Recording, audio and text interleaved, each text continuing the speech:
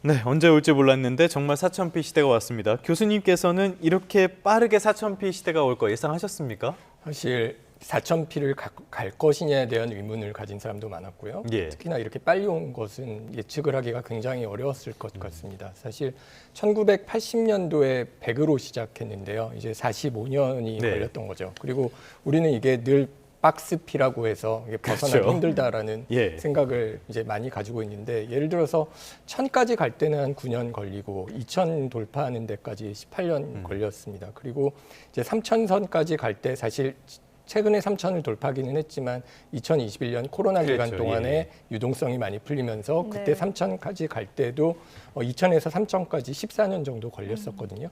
그래서 그 다음에 이제 3,000에 이제 2025년 6월, 지난 6월에 이제 다시 왔었고, 그때도 이제 뭐 더 이상 오르겠느냐, 3,500도 되게 높다라는 예상을 했는데, 놀라운 거는 그 뒤의 속도죠. 올해까지 우리나라가 뭐 G20 중에서 주가 상승률이 굉장히 높다라고 얘기를 많이 하는데, 사실 우리는 뭐 저희 계엄 때문에 사실 그 전반기에 주식 시장이 많이 안 올랐기 때문에 1월부터 하면은 상승률이 높지만, 사실 다른 나라들은 그 관세로 인한 리버레이션 데이 한 4월부터 네. 저점을 한 걸로 보면은 시기가 좀 달라서 그렇지 오른 정도가 9월까지만 해도 우리가 조금 더 오르긴 했지만 뭐 그렇게 많이 올랐다라는 느낌은 사실 이렇게 가지지 못했었는데, 네. 근데 9월부터 이제 지난 한 달 동안 올라온 속도는 정말 무섭게 빠르게 올랐습니다. 우리가 지난 한 달 동안에 올라온 상승률이 19.4%거든요. 예, 예. 거의 한 달 동안에 20% 가까이가 오른 건데, 이게 우리 뭐 대만이나 일본 같은 경우는 10% 정도에 불과하기 때문에 네.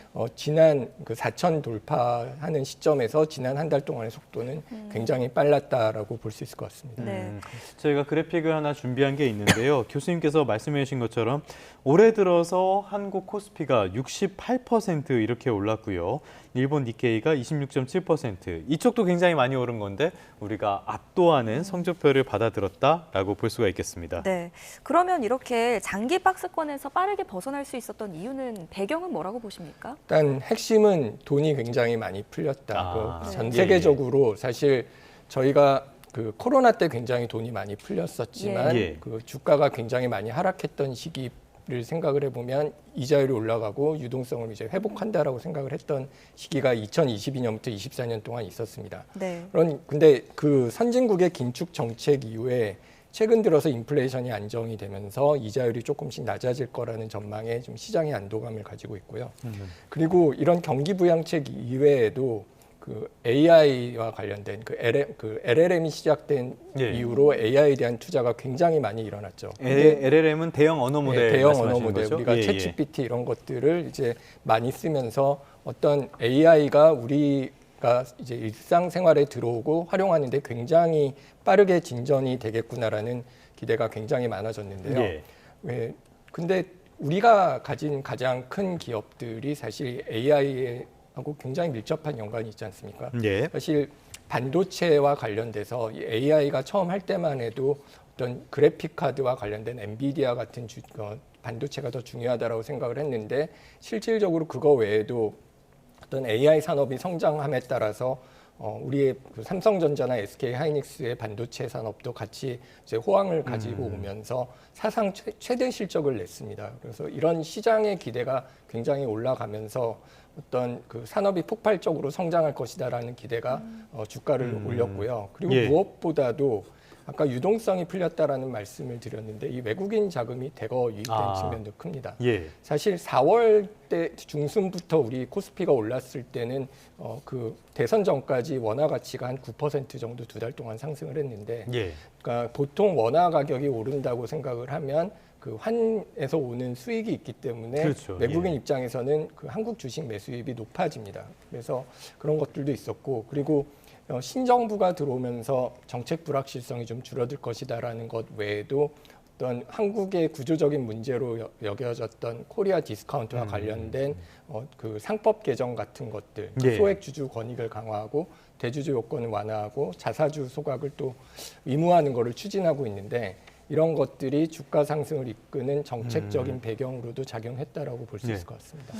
예, 교수님께서 말씀하신 내용을 들어보면은 일단 돈이 많이 풀려 있고 증시 부양 정책이 있고 여기에 반도체 경기에 대한 기대감 이런 것들이 작용을 했다라고 볼 수가 있겠는데요. 하나씩 짚어보겠습니다. 먼저 반도체인데요.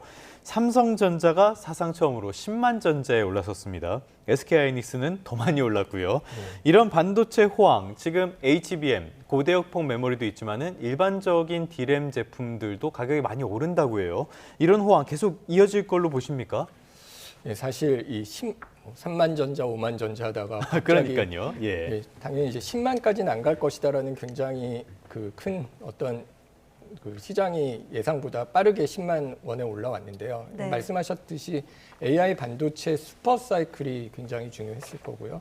그다음에 HBM 등 기술 경쟁력이 우리가 굉장히 좋았다라고 볼 수 있을 것 같습니다. 예. 네. 사실 2024년 하반기부터 글로벌 AI하고 데이터 센터 수요가 굉장히 올라갔고 여기서 말씀하신 고대역폭 메모리 HBM이라고 하는 것과 DDR5 등 첨단 반도체가 어떤 슈퍼 사이클에서 우리 그 반도체 업황을 되게 키울 것이다라는 기대가 있었는데 그게 사실 현실화된 거고요. 그런 배경에는 우리가 무슨 HBM이나 DDR5 같은 초미세 공정에서의 경쟁력이 있었고 수익성 개선이 이루어졌기 때문이라고 생각을 합니다. 그리고 이게 수익성이 있었을 뿐만 아니라 뭐 AI 서버나 고성능 컴퓨팅 같은 메모리와 관련돼서 그 글로벌 주문과 파트너십이 확대됐고 예. 사실 테슬라와 같은 빅테크 자동차 기업과 전략적 제휴를 한 것도 어떤 시장의 기대를 키우면서 그에 따라 외국인과 기관의 자금이 유입이 됐다라고 보고요. 사실 이 AI 시대가 끝날 것이냐라는 것과 우리 그 반도체 호황이 계속 갈 것이냐라는 네. 것은 굉장히 맞물려 있다라고 생각을 하고요. 사실 우리가 반도체 분야에서 기술과 자본과 글로벌 네트워크를 모두 가지고 있다라는 점에서는 어떤 AI가 성장하는 동안은 실질적인 수혜주가 될 것이다라는 데는 의문이 없을 것 같고요. 다만 이게 지속적으로 성장할 것이냐라는 것과 그리고 이게 어떤 이런 굉장히 많은 투자가 이루어진 것이 언제 정도의 이제 성과를 내기 시작할 것인가에 대한 것은 좀 두고 관심 있게 봐야 될 문제라고 생각을 합니다. 네. 또 아까 짚어주셨던 요인 중에 하나가 외국인 자금이 유입 많이 됐다 이렇게 말씀을 하셨는데 외국인들이 봤을 때 외국인 기관이나 기업에서 봤을 때 왜 우리 코스피 시장이 매력적으로 느껴지는 걸까요? 일단은 그 반도체와 관련된 업황이 호황이 굉장히 중요했던 것 같고요. 네. 예. 이게 사실 어떤 면에서는 이게 빠르게 오른 이유가 우리가 가진 반도체가 굉장히 경기를 많이 타는 이제 경기주라고 볼 수 있습니다. 그쵸. 그래서 예. 사실 이게 어떤 상황이 좋아서 오를 때는 굉장히 다른 것들에 비해서 빨리 오르고요. 네. 그다음에 또 빠질 땐 또 빨리 빠지기도 하죠. 그래서 사실 AI가 뭐 성장이 둔화된다거나 하는 우려가 있을 때 어떤 우리나라 주식도 뭐 미국의 AI 관련주보다 빠르게 내려갈 우려가 없지 않다라고 볼 수 있습니다. 기본적인 어떤 사이클을 많이 타는 주식의 성격이기 때문이기도 예, 하고요. 예. 그래서 기대가 좋았다라는 것이 이제 하나가 있고요. 두 번째는 좀 전에 말씀드렸던 우리나라의 그럼에도 불구하고 이게 반도체가 좋다라고 해도 투자를 좀 고민했던 여러 가지 배경들이 있습니다. 이제 기업 가치와 관련된 것들 예. 이런 것들이 코리아 디스카운트라고 하는 것들이 어느 정도 해소되고 있다라는 기대가 시장에 보이기 시작한 것 같은데요. 예를 들면 주주 친화 정책을 한다라든가 자사주 소각을 추진하고 배당을 확대할 것이다라는 어떤 기업 지배 구조 개선이 나아질 것이라는 기대가 어떤 세계 투자자들이 우리나라 주식에 좀 더 투자를 해도 괜찮을 것이다라는 예상을 했다라고 보고요. 예. 그게 사실 그럴 수 있다라고 보는 이유는 이 주가가 많이 오른 시점들 우리가 보면은 뭐 대선까지 굉장히 많이 올랐고요. 대선 이후에 2차 상법 개정 때도 주가가 많이 올랐고 그렇죠. 예. 그리고 그때 기억하시겠지만 대주주 요건과 관련해서 네네네. 10억이냐 50억이냐라는 거 했을 때 빠졌다가 흔들렸죠. 50억 원 예. 유지가 되면서 그 뒤에 또 추가 상승을 했거든요. 그런 측면에서 이게 기업의 수익도 중요하지만 그 수익이 주식에 잘 반영이 될 것이다라는 측면에서는 어떤 정책과 제도가 중요하고 그런 정책과 제도를 우리나라가 할 것이다라는 기대가 지금 외국인 투자자들 입장에서는 어느 정도 있는 것 같고요. 이런 것들이 유지가 되기 위해서도 이런 기업 관련 어떤 그 주가 관련된 정책들은 지속적으로 시장에 예. 실망시키지 않도록 유지되는 것이 필요할 것 같습니다. 알겠습니다. 말씀하신 것처럼 여러 과제들이 남았고요. 이런 것들이 잘 해결되다 보면은 언젠가는 5,000피까지 가지 않을까 이런 기대감도 커질 것 같은데요. 일단은 당장 우리 발등에 떨어진 여러 가지 변수들도 한번 살펴봐야 되겠습니다. 역시 이번 주에 있는 여러 가지 외교 상황들 이런 것들이 변수가 될 것 같은데요. 내일 모레 있는 아마 전 세계가 가장 관심을 많이 기울이지 않을까 하는 미중 정상회담이 있습니다. 일단은 분위기는 나쁘지 않은 것 같아요. 예, 사실 최근에 우리나라뿐만 아니라 일본, 미국 다들 그 최고가를 경신을 했는데요. 이런 예. 데는 그동안 굉장히 세계 경제를 불확실하게 생각하게 했던 미국과 중국 간의 갈등이 드디어 봉합이 되지 않을까라는 예. 기대가 크기 때문이라고 생각을 합니다. 실제로 그 시진핑과 트럼프 대통령이 부산에서 만나서 그 회의를 하고요.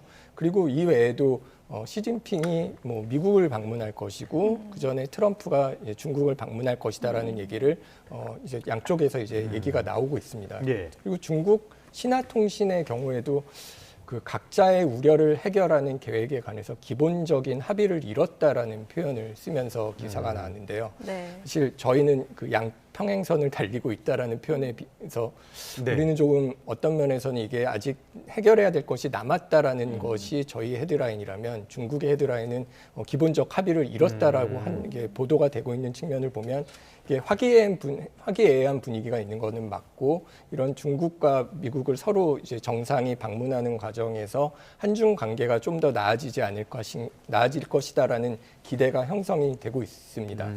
근데 이렇게 미중 갈등 완화되는 것은 사실 우리 입장에서도 굉장히 그렇죠. 좋은 예, 일이기 예. 때문에 이런 것들은 일단 우리는 좀 어렵지만 일단 미중 갈등이 봉합되는 것은 우리하고 전 세계적으로 좀 바람직한 일이다라고 평가를 해야 될 것 같습니다. 네.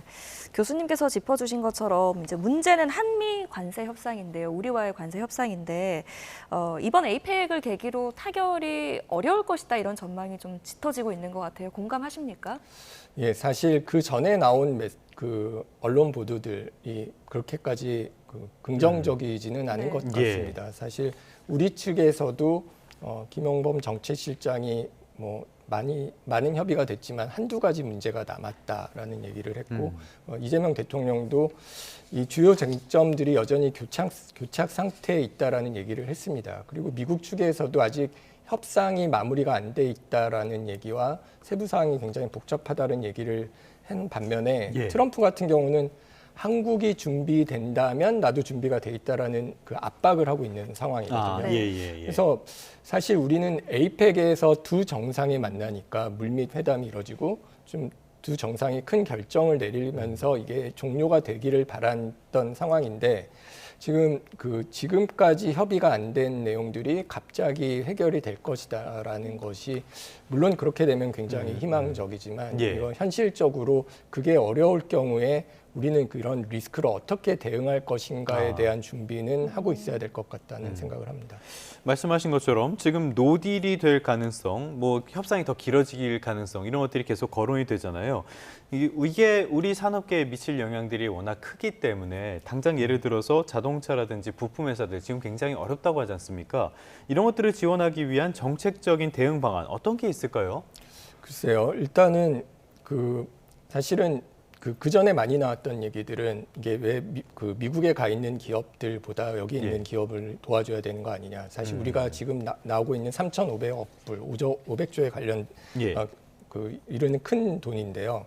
일단 전 세계적으로 산업 정책을 하고 있는 상황에서는 우리나라 내에서도 어떤 지금 어렵지만 여전히 수출을 하고 성장 가능성이 있는 기업들은 도와주는 방향으로 정책을 보조금을 준다든가 세제 혜택을 준다든가 아니면 어떤 점점 더 성장할 수 있는 배경을 만들기 위해서 R&D 투자를 적극적으로 지원한다든지 하는 정책들을 펴나가면서 이런 불확실성을 해결하는 것을 막연히 협상에 기대하는 것 외에도 현실적으로 우리의 경쟁력을 올리고 더불어서 미국 외에도 유럽이나 아니면 동남아 여러 어떤 전 세계의 다른 시장들을 확장할 수 있는 기회들을 좀 더 찾아보는 노력도 동시에 해야 될 거라고 생각을 합니다. 네, 이 트럼프가 우리와의 협상에 좀 신중한 입장을 보이면서도 언급을 했던 게 바로 조선업 협력에 대한 이야기였거든요.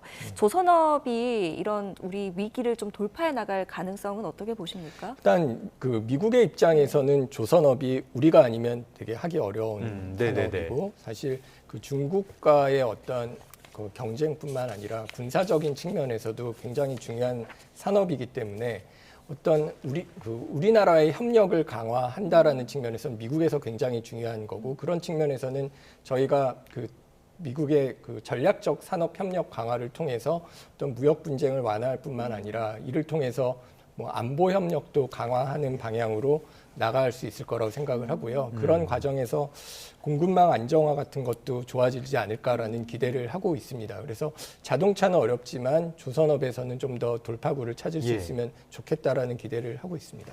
알겠습니다. 여러 변수가 있고요. 불확실성은 남아 있지만 말씀하신 것처럼 우리도 조만간 계기를 찾았으면 하는 기대가 들긴 합니다. 지금까지 이은수 서강대학교 경제학부 교수와 함께 다양한 경제 이슈들 진단해봤습니다. 오늘 말씀 잘 들었습니다. 네, 감사합니다.